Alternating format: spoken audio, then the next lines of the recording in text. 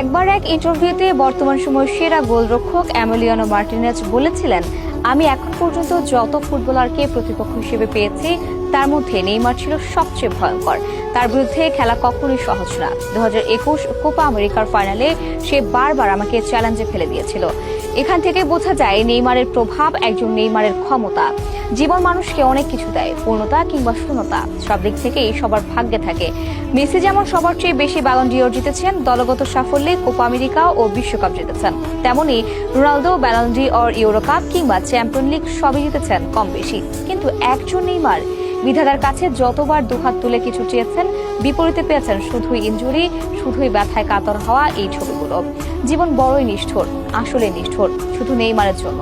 না হয় কাতার বিশ্বকাপের শেষ মুহূর্তে ক্রোয়েশিয়ার রক্ষণ ভেঙে এভাবে গোল করার পরও কি ম্যাচ হারতে হয়?